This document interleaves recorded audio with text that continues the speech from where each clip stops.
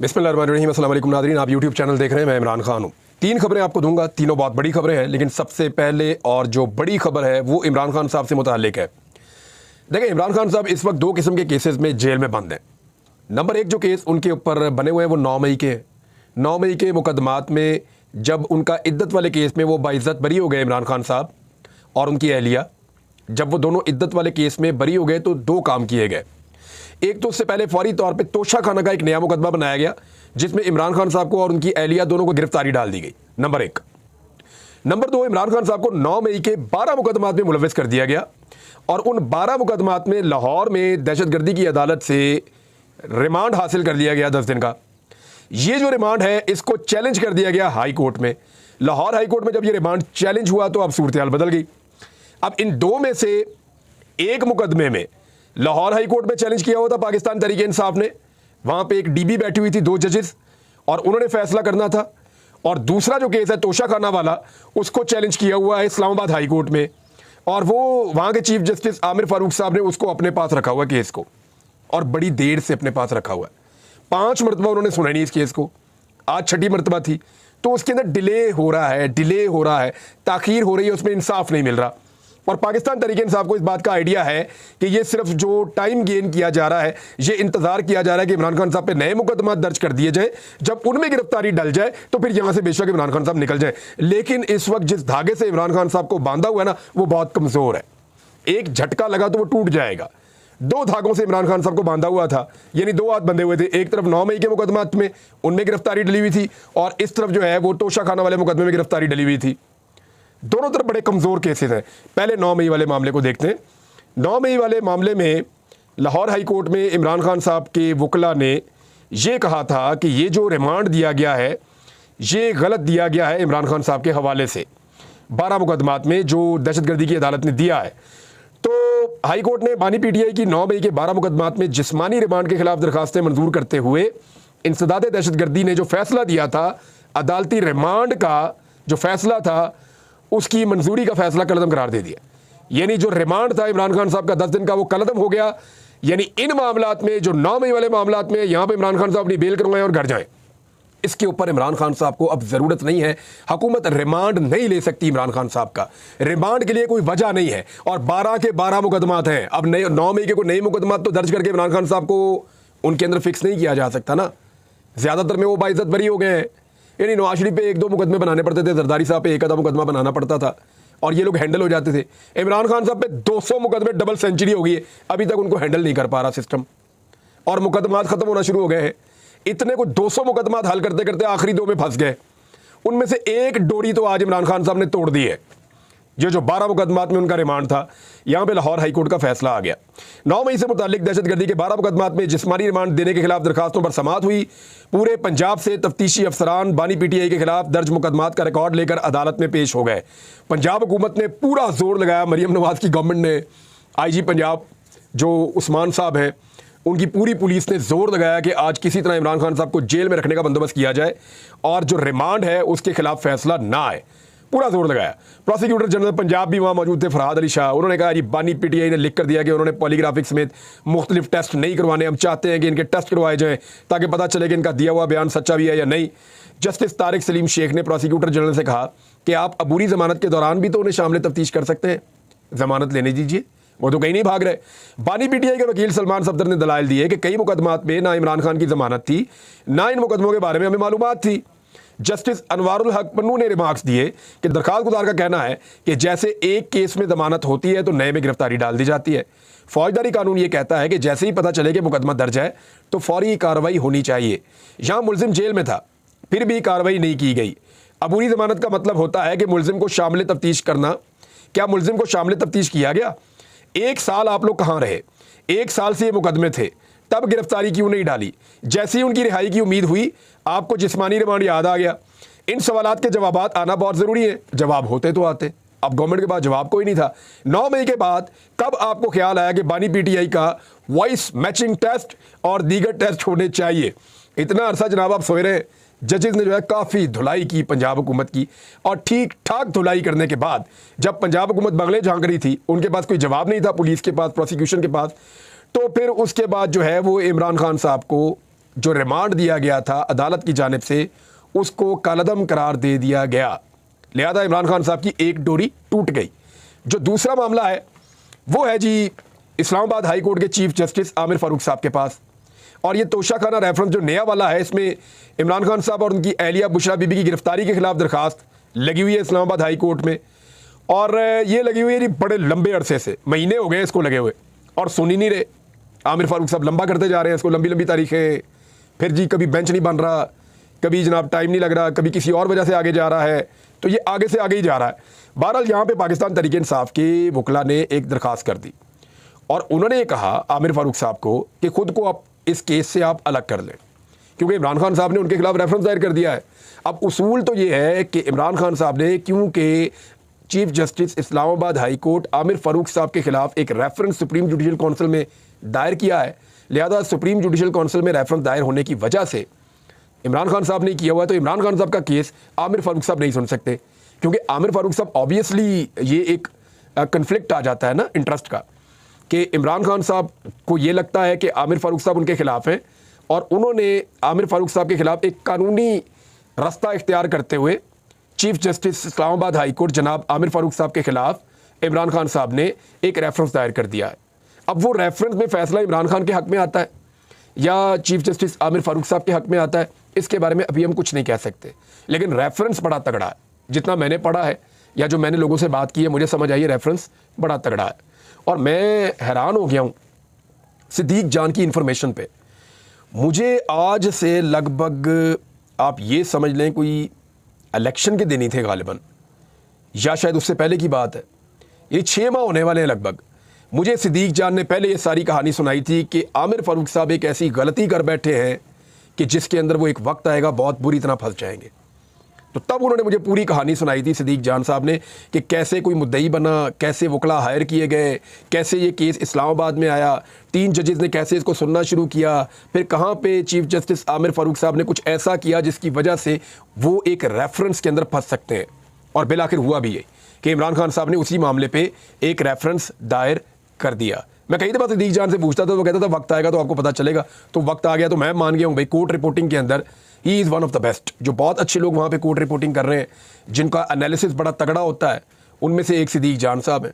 और भी बहुत सारे सहाफ़ी हैं जो वहाँ पे कर रहे हैं। मैं 1-2-4 का नाम लूँगा तो रोला पड़ जाएगा। हमारे मुतीउल्लाह जान साहब हैं, वहाँ पर रिपोर्टिंग करते हैं। हमारे हसनात मलिक साहब हैं, बहुत अच्छी रिपोर्टिंग है। साकिब बशीर साहब मैं भूल ही नहीं सकता। हमारे फयाज साहब हैं, इस्लामाबाद हाई कोर्ट में रिपोर्टिंग करते हैं, बड़ी शानदार। एहसन साहब हैं और बहुत सारे दोस्त हैं, ज्ञानी साहब हैं, तो मैं सबके नाम नहीं ले सकता। असतूर साहब हैं, वो बड़ी अच्छी रिपोर्टिंग कर रहे हैं। तो ये जो है उन्होंने ये कहा था और ये हो गया।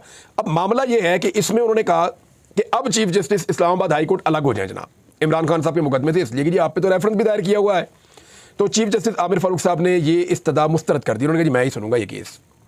चीफ जस्टिस आमिर फारूक साहब ने बानी पीटीआई और बुशरा बीबी के खिलाफ नए तोशाखाना केस में गिरफ्तारी से मुताल्लिक दरखास्तों की खुद समाअत की और इंतज़ार पंजूता साहब ने चीफ जस्टिस आमिर फारूक साहब पे एतराज़ करते हुए मौक़िफ़ अपनाया कि आपके खिलाफ सुप्रीम जुडिशल काउंसिल में रेफरेंस दायर कर दिया गया है। उनका कहना था कि हमारी इस्तदा है कि आप इमरान खान का केस ना सुने। तो इस पर आमिर फारूक साहब ने पूछा कि आप कह रहे हैं कि मैं मुकदमे से अलग हो जाऊँ। वकील ने कहा जी हम चाहते हैं कि आप समाअत से दस्तबरदारी इख्तियार कर लें। चीफ जस्टिस ने रिमार्क्स दिए ये कोई वजह नहीं और दरखास्त उन्होंने मुस्तरद कर दी। रिमार्क्स दिए इस तरह नया ट्रेंड शुरू हो जाएगा, ऐसे नहीं होता, पूरा तरीक़ाकार मौजूद है। इस हवाले से जस्टिस बाबर सत्तार का फ़ैसला मौजूद है। बाद अदालत ने सलमान सफदर को मेरिट पर दलाइल देने की हदायत करते हुए समाअत आइंदा हफ्ते तक मुलतवी कर दी, यानी 1 हफ्ता फिर इमरान खान साहब जेल में पड़े इस केस के अंदर। अब ये इसके ऊपर जैसे ही इमरान खान साहब को जो गिरफ्तारी है उसका फ़ैसला मुअत्तल होता है तो इमरान खान साहब फिर आज़ाद शहरी है। उन्होंने फिर सिर्फ 9 मई के मामलात में अपनी ज़मानत करवानी है। एक हाथ छुड़ा लिया है, एक हाथ फंसा हुआ है। और फंसा हुआ कहाँ पे है? जहाँ फंसा हुआ है वहाँ पे इमरान खान साहब ने रेफरेंस दायर कर दिया है। ये है जी इस वक्त कानूनी पोजीशन इमरान खान साहब की। इसके अलावा इमरान खान साहब ने एक और दरख्वास्त की है और ये बहुत इंपॉर्टेंट है। 2 चीज़ें इमरान खान साहब ने की है। एक तो मैंने आपको पहले बता दिया था कि इमरान खान साहब ये करने जा रहे हैं और बिलाकर उन्होंने ये कर दिया है। जो जजेस कमेटी है सुप्रीम कोर्ट ऑफ पाकिस्तान की, उसमें इमरान खान साहब ने कहा कि जी जस्टिस काजी फ़ायद ईसा साहब को मेरे केसेस से दूर रखें जी। उन्होंने कहा मेरे ख़ानदान और पीटीआई से मुताल्लिक कोई मुकदमा ना सुने चीफ जस्टिस काजी फ़ायद ईसा, ये इमरान खान साहब ने कहा। 3 रुकनी जजेस कमेटी में पीटीआई और सुन्नी इत्तेहाद कौंसिल के मुकदमात के बेंचेस में कादी फ़ायद ईसा साहब को शामिल ना किया जाए। और ये कहा गया 2019 में कानूनी माहिरीन के मशवरे पर कादी फ़ायद ईसा के खिलाफ सदारती रेफरेंस भेजने की सिफारिश की। मेरी आइनी जिम्मेदारी को मुअज़्ज़िज़ चीफ जस्टिस कादी फ़ायद ईसा की एहलिया ने ज़ाती हमला तस्वुर किया। गलत तासुर की बिना पर सरीना ईसा ने मेरे खिलाफ अवाम में जहर उगला। दरख्वास्त में बताया गया कि चीफ जस्टिस कादी फ़ायद ईसा ने अपनी एहलिया के इक़दामात से इत्तफ़ाक़ किया और दरख्वास्त गुजार समझता था कि चीफ जस्टिस का ओहदा संभालने के बाद कादी फ़ायद ईसा माजी को भुला देंगे। ताहम चीफ जस्टिस के कंडक्ट से बिल्कुल वाज़ेह है कि ऐसा नहीं हुआ। दरख्वास्त में मज़ीद मौक़िफ़ अपनाया गया कि जस्टिस कादी फ़ायद ईसा की बेंच में मौजूदगी से आइन और कानून के मुताबिक इंसाफ मिलने की उन्हें उम्मीद नहीं है। एक तो ये इनकी दरख्वास्त है इमरान खान साहब की।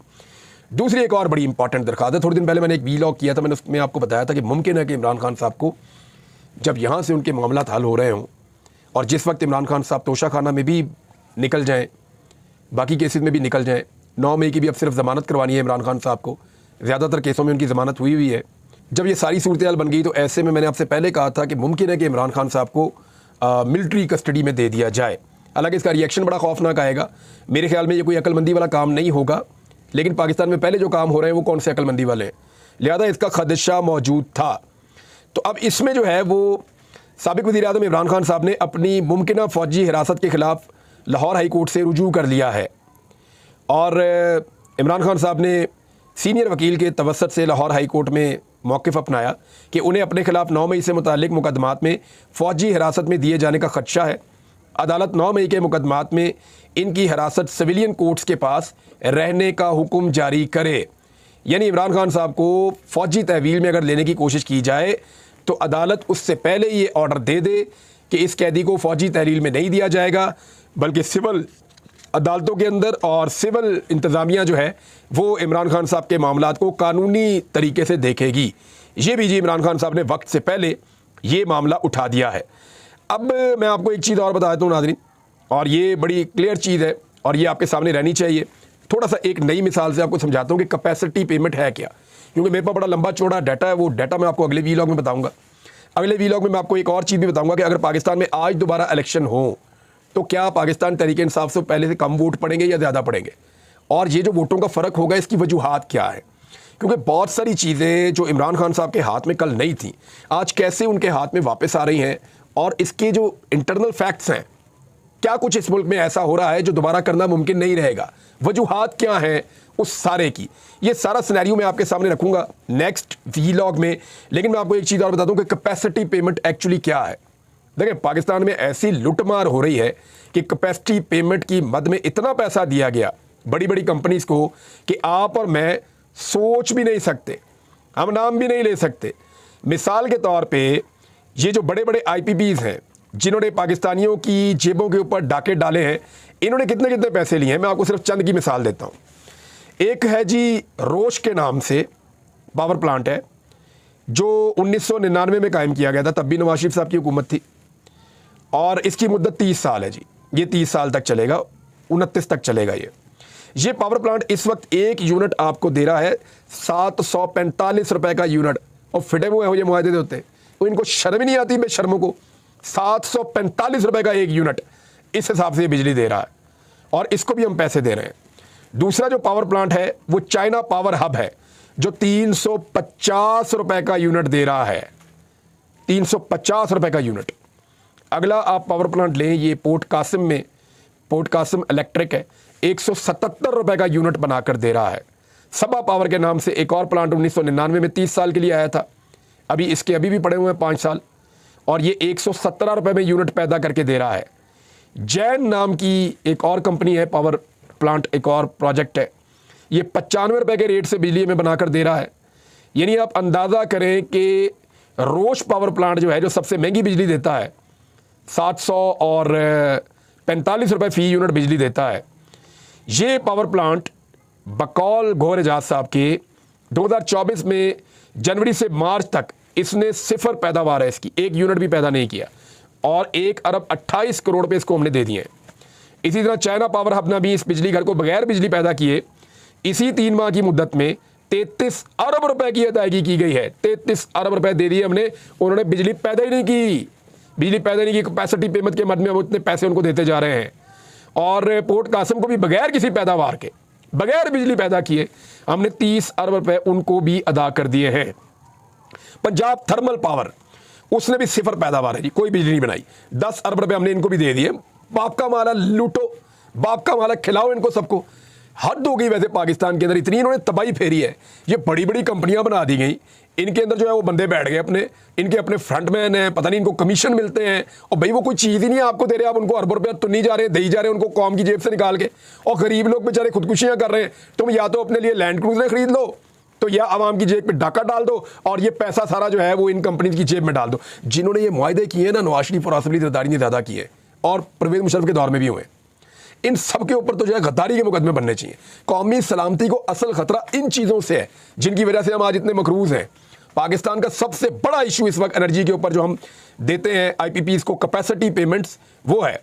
और इसी तरह जामशरो पावर जो है बगैर बिजली पैदा किए 93 करोड़ रुपया वो हमसे लेकर चला गया। और ये सारे अप टू सोन, ये बहुत सारे हैं जनाब, ये ऐसे ही लेते जा रहे हैं। लेकिन मैं एक चीज़ आपको बताऊं, कैपेसिटी पेमेंट को समझें, और समझाने के लिए ना मुझे ज़रा एक सेकंड दे, मैं एक चीज़ मंगवा लूँ। शॉपिंग बैग बढ़ाना था मुझे, ले आओ ले आओ, ये मुझे दे दें।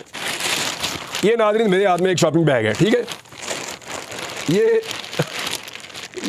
1139 का पता नहीं कहाँ से आया था, कुर्बानी की खालों वाला। तो ये जनाब एक शॉपिंग बैग है, यहाँ पड़ा हुआ था। तो इस शॉपिंग बैग में आप फ़र्ज़ करें 20 किलो सामान डाल सकते हैं। यानी आप इस शॉपिंग बैग में 20 किलो आटा डाल सकते हैं। आप दुकान पे गए, आपने दुकानदार से कहा जी इस शॉपिंग बैग में 2 किलो आटा डाल दें या 4 किलो आटा डाल दें। उसने इसके अंदर 4 किलो आटा डाल दिया। अभी इसमें 16 किलो आटे की मजीद जगह मौजूद है। तो दुकानदार आपको कहेगा जी 20 किलो आटे के पैसे दे दें। आप कहेंगे जी क्यों 20 किलो आटे के पैसे क्यों दे दूं मैं? फ़र्ज़ करें 100 रुपये किलो आटा है, वो आपसे 2000 रुपये मांगेगा। आप कहेंगे जी मैंने तो इस शॉपिंग बैग के अंदर जो है वो सिर्फ 4 किलो आटा लिया है।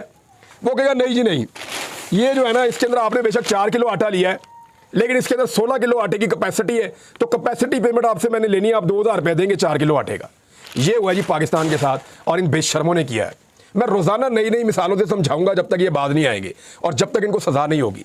अब ये इसका हल इनके पास एक ही है, दोबारा उठाए, मुझे गायब करें, मेरे ऊपर जो है टॉर्चर करें, जुल्म करें, ज़्यादती करें। ये बोलना गुनाह है और ये बताना गुनाह है। मुल्क को लूटना गुनाह नहीं है, शर्म आनी चाहिए। अब तक इतने अपना ख्याल रखिएगा, अपने चैनल का भी नाज़रीन। अल्लाह हाफ़िज़।